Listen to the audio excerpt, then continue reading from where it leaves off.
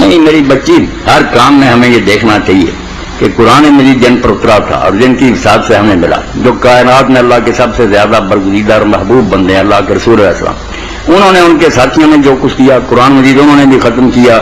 یہ جو سورہ یاسین آپ نے اتنی مرتبہ پڑھواتے ہیں، کئی لوگ اپنے گھروں میں اکٹھا کر کے عورتوں کو 1.25 لاکھ مرتبہ لا الہ الا انت سبحان کا آیت کریمہ پڑھاتے ہیں۔ یہ چیزیں بیٹی دین میں کوئی نہیں آئی، یہ دعا کا کوئی طریقہ نہیں۔ آپ خود قرآن شریف پڑھتی رہیں، نماز پڑھتی رہیں، دعا کرتی ہیں، اللہ آپ کی سنے گا۔ یہ اجتماع جو ہے نا دعا کے لیے حضور کے زمانہ میں کسی نے نہیں کیا، صحابہ نے نہیں کیا، بلکہ فتاوی عالمگیری جو فقہ حنفی کتنی بڑی کتاب، اس میں بھی ہے کہ تراویح ختم ہونے پر جو مل کر دعا کرتے ہیں قرآن، یہ بھی بدعت ہے، کوئی نہیں سلف نے ایسے نہیں کیا۔ یہ چیزیں نہیں ہونی چاہیے، دعا ہر وقت آپ کر سکیں۔ بعد میں جو کھانا کھلاتی ہیں اور کہتی ہیں اس پر ختم پڑا، یہ طریقہ آپ دیکھ رہے ہیں۔ اگر تو کسی کتاب میں آپ کو ملا ہے میرے بچے کہ اللہ کے رسول نے ایسا کیا کہ کھانا آگے رکھا، قرآن ختم کیا، سورت پڑھی، تو بسم اللہ آپ کرتی ہے۔ اور اگر یہ چیز نہیں ملتی اور صرف یہ کہیں کہ اس میں حرج کیا، حرج سے بڑا بیٹی کیا ہے کہ ہم رسول اللہ کی سنت سے ہٹ گئے، حضور کا طریقہ نہیں، ہم ان سے زیادہ عقل مند بنے، ہمارے ذہن میں یہ وسوسہ آ گیا کہ آپ کو یہ نیکی نہیں سوجی، ہم زیادہ سمجھدار ہیں۔ معاذ اللہ اس سے زیادہ گستاخی کیا ہوگی؟ آپ پیچھے رہیں، آگے نہ چلنے کی کوشش کریں، کوئی نیا طریقہ نہ نکالے۔ اگر مل جائے حوالہ تو پھر آپ ضرور عمل کریں، بلکہ میرے تک بھی پہنچائیں کہ حضور نے قرآن شریف پڑھا کھانے پر اور پھر بخشا، تو بہت اچھی بات ہوگی۔ اور اگر یہ نہیں تو آپ کھانا الگ غریبوں کو دیتی رہا کریں، نماز روزانہ قرآن پڑھتی ہیں۔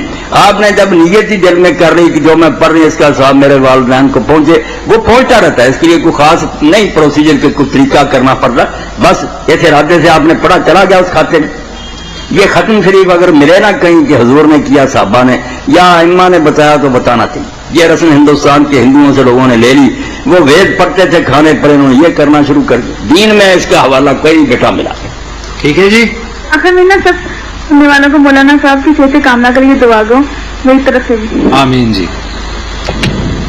جی مولانا، قبرستان میں جو پوچھا محمد حسین صاحب نے کہ جائیں اور فوت ہو گیا آدمی وہاں درود شریف بلند آواز سے پڑھیں پھر اس کا ثواب بخشیں۔ یہ بھائی محمد حسین قبرستان میں صرف 2 چیزیں جا کر کرنی چاہیے جو حضور صلی اللہ علیہ وسلم نے ہمیں سکھائی ہیں۔ درود شریف آپ گھر میں پڑھیں، مسجد میں پڑھیں، ہر وقت پڑھیں، قرآن مجید پڑھیں، یہ اس کے لیے قبرستان نہیں۔ قبرستان میں صرف 2 ہیں سنت کہ آدمی جائے قبروں والوں کو سلام کہے، سلام سنت ہے۔ اس کے بعد یہ ہے کہ ہاتھ اٹھا کر وہ دعا بخشش کی ان کے لیے کرے، سب کے لیے کرے کہ اللہ انہیں بخشے۔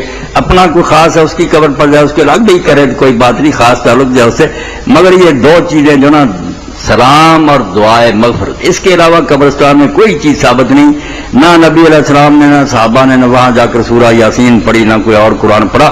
قرآن پڑھنے کے لیے گھر بہت اعلیٰ جگہ ہے، مسجد بہت عمدہ ہے، وہاں آپ پڑھتے رہیں انشاءاللہ۔ اگر آپ کی نیت ہے کہ اس کا ثواب پہنچے مرحوم کو تو پہنچے۔ آپ قبرستان میں صرف یہ کام کیا کرے، جائے سلام کہے، دعا کر کے آ جائے۔ مولانا یہ ایک اور سوال ہے، یاسین صاحب نے یہ سوال ہمیں کیا ہے اور ان کا کہنا ہے کہ قربانی کا گوشت جو ہے اس کی بڑی فضیلت ہے، کیا یہ گوشت غیر مسلم کو دیا جا سکتا ہے؟ ہم اکثر قربانی کا گوشت غیر مسلم کو دے دیتے ہیں، کیا اس میں کوئی شرعی عذر تو نہیں ہے یا اس کے لیے شریعت کا حکم کیا ہے؟ یاسین صاحب نے جو بات پوچھی ہے کہ قربانی کا گوشت کسی غیر مسلم کو دیا جا سکتا، تو اس بارے میں وہ مطمئن رہیں دیا جا سکتا۔ صرف ایک زکوٰۃ ایسی چیز ہے جو مسلمانوں سے وصولی جاتی ہے، مسلمانوں کو دی جاتی ہے، باقی جو صدقات ہے نا، خیرات اور قربانیاں، عقیقے، اس پر کوئی پابندی نہیں، بے شک یہ انہیں دیے جائیں، بلکہ دینے چاہیے۔ اگر کوئی پڑوسی ہو یا تعلق والا اس کو دیں، شاید اس حسن سلوک سے وہ اسلام کی طرف مائل ہو جائے۔ حضرت ابن عمر رضی اللہ عنہ جب کھانا پکواتے تھے، گوشت گھر میں لاتے، کہتے ہیں ذرا شوربہ زیادہ بنا لینا اور سب سے پہلے جو پڑوسی یہودی ہے اس کے گھر بھیجنا۔ اسلام حسن معاشرت کا نام ہے نا کہ اچھے طریقے سے لوگوں سے برتاؤ کرو، شاید ان کے اندر اسلام کی طرف کشش پیدا ہو جائے۔ بد سلوکی کرے گے کون اسلام کی طرف آئے گا؟ ہمارے اس رویے نے لوگوں کو بدنام کر دیا کہ مسلمان سلام کا جواب نہیں دیتے، وہ کہتے ہیں السلام علیکم، ہم خاموش رہتے۔ وہ کہتے ہیں عجیب بات ہے یار، میں نے سلام کا اس نے مانا ہی۔ تو یہ بھی مسئلہ سمجھنا چاہیے کہ غیر مسلم کو سلام بھی کہا کریں، وہ سلام کہے تو جواب بھی اچھا وہی دیا کرے، وعلیکم السلام ورحمۃ اللہ۔ باقی فائدہ اس کو اسی وقت ہوگا جب وہ اسلام لائے گا۔ آپ گھبرائیں نہیں کہ میں نے کیا کہا، آپ نے ایک دعا ہی کی ہے کہ اللہ اس پر سلامتی اور رحمت، دعا دل سے کریں کہ اللہ اس کا حقدار بنا دے۔ اور وہ حدیث پاک جس کی وجہ سے لوگ رک گئے نا کہ آپ نے فرمایا ان کو سلام نہ کہو اور کہیں تو وعلیکم کہو، اس کا پس منظر نہیں بیان کرتے کہ وہ لوگ جو آتے تھے حضور کے بعد سلام کہتے تھے، کمبخت یہودی السلام علیکم کہتے تھے، برباد ہو جائے تو مرد ہے، حضور نے کہا وعلیکم، تمہیں بھی ایسا ہی ہو، تو وہ بدبخت سلام نہیں کہتے تھے۔ یہاں اگر شریف آدمی کو سلام کہتا اچھا تو آپ اس سے بہتر جواب۔ جی مولانا سورہ فاتحہ کا حصہ ہے یا نہیں؟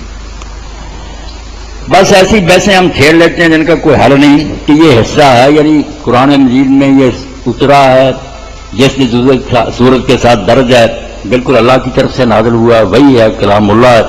آپ نے حصہ کو کیا کرنا، فاتحہ کے ساتھ اس کو پڑھنا ہے، ضرور پڑھنا ہے، آہستہ پڑھیں، اونچی آواز سے پڑھے، پڑھنا۔ ہر سورت کے آغاز میں اسی لیے لکھی گئی کہ اللہ کی طرف سے نازل ہوئی۔ سورہ توبہ کے شروع میں لکھنے کی کوئی ضرورت نہیں کر سکا، نہیں اتری۔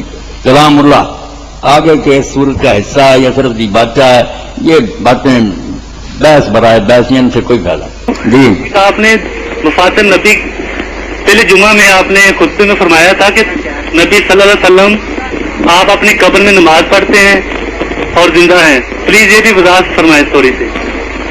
اس میں کوئی شک نہیں، رسول کریم علیہ السلام بھی اور دوسرے انبیاء علیہ السلام بھی اپنی قبروں میں زندہ ہیں، نماز پڑھتے ہیں۔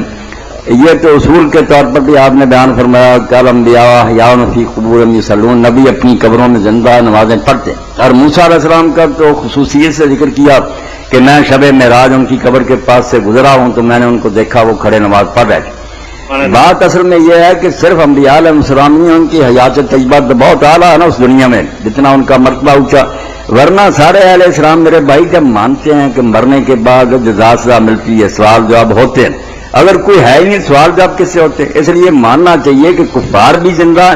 اللہ تعالیٰ قرآن مجید میں فرعون اور اس کے گھر والوں کا اور اس کی فوج کا ذکر کرتا ہے کہ النار یعرضون علیہا غدوا وعشیا، صبح و شام جہنم کے سامنے سے انہیں گزارا جاتا ہے اور قیامت کے دن حکم ہوگا کر دو اس میں داخل، اب صرف دکھایا جاتا ہے۔ تو فرعون اور اس کے ساتھی بھی زندہ ہے، اور انبیاء اور نیک لوگ تو بہت اعلیٰ جگہ پر زندہ ہے۔ زندگی کا انکار نہیں کرنا چاہیے۔ جو بات غلط ہے وہ یہ ہے کہ جو کہتے ہیں نا کہ وہ یہاں آ کر دخل دیتے ہیں، لوگوں کی مشکلیں حل کرتے ہیں، فریادیں سنتے ہیں، اس کا کوئی ثبوت نہیں۔ دیکھیں نا میرے بھائی کہ آپ بھی زندہ ہیں، میں بھی زندہ ہوں، آپ اس دنیا میں زندہ ہی ہیں نا، مگر ہم وہاں نہیں جاتے۔ اللہ رسول نے جو بات بتا دی ٹھیک ہے، ورنہ ہمارا اس دنیا سے، مردوں کی دنیا سے کوئی تعلق نہیں۔ اسی طرح ان کا اس دنیا سے کوئی رابطہ نہیں سوائے اس کے جو اللہ رسول نے کوئی بتایا۔ حضور صلی اللہ علیہ وآلہ وسلم نے اپنے بارے میں فرمایا کہ سلام کہو گے مجھ تک پہنچے گا، درود شریف پڑھو گے اللہ کے فرشتے زمین میں گشت کرتے ہیں، ایک پارٹی اسی کام کے لیے ہے، وہ مجھ تک تم لوگوں کا درود شریف پہنچائے گی۔ وفات کے بعد لوگوں نے پوچھا، آپ نے فرمایا انبیاء کے جسم جو اللہ نے وہ زمین پر حرام کر دیا، ان کے بدن کو کوئی چیز نہیں کھاتی۔ جو بتایا گیا اس کو تو بھائی ماننا پڑے، شرک بھی نہیں کرنا اور صحیح چیزوں کا رد بھی نہیں کرنا۔ جی جی ٹھیک ہے جی وسیم صاحب، بہت مہربانی جی، بہت شکریہ۔ اللہ تعالیٰ آپ کو صحت تندرستی سے، مولانا صاحب ہماری دعائیں آپ کے ساتھ ہیں۔ ایک سوال ہے غزوہ بدر کے حوالے سے کہ جناب رسالت مآب صلی اللہ علیہ وآلہ وسلم ابو سفیان کے قافلے کے حوالے سے انہوں نے پوچھا ہے کہ لوٹنے کے لیے، اور اس کو آپ ذرا واضح کر دیں۔ بس یہ کفار میں ان کا پروپگنڈا، اور ہمارے لوگ بھی متاثر ہو جاتے ہیں کہ مسلمان وہ قافلہ لوٹنے گئے تھے اس لیے جنگ بدر تک نوبت پہنچی۔ یہ لوٹنے کا لفظ استعمال کر کے نا اس چیز کو ذرا بری شکل دے دیتے ہیں۔ آپ دیکھیں جب اعلان جنگ تھا شروع سے وہ مسلمانوں پر حملے کرتے رہتے تھے، مسلمان ان پر کرتے تھے۔ اس سے پہلے کتنے سریے ہو چکے ہیں، ابو سفیان اپنے لشکر لے کر کتنی بار مدینہ پر بھی حملہ آور ہوا، مسلمان ان کے راستے روکتے تھے۔ اعلان جنگ تو دونوں گروہوں کی طرف سے تھا۔ اب نہیں جہاز جو سمندری وہ گھیر لیتے ہیں، دوسرے ملک جن سے جنگ ہو رہی ہوتی ہے دوسرے جہاز بھی وہ پکڑ لیتے ہیں۔ جنگوں میں کون برا جانتا ہے اس کو، دشمن کے ساتھ یہ رعایتیں کی جاتی ہیں کہ وہ سامان جنگ لے جائے، اور وہ قافلہ بھی سب جانتے ہیں کہ مکے پورے نے عورتوں تک نے زیورات دیے تھے، اتنا سامان خرید رہا ہو کہ اگر جنگ ہو اور مدینے کا راستہ روک بھی جائے وہ موت کا سامان تھا مسلمانوں کا۔ اس لیے مسلمان اگر اس کو چھیننے کے لیے غیر وہ لے لینا چاہتے تھے ان سے ہتھیار، تو کون سی برائی؟ قوانین جنگ میں کب یہ برا کہ دوسروں کا مال نہ چھینو؟ عجیب بات ہے کہ ساری دنیا جو ہے لڑتی ہے، چھینتے ہیں، مسلمانوں کی باری آتی تو پھر لوٹ بن جاتی ہے۔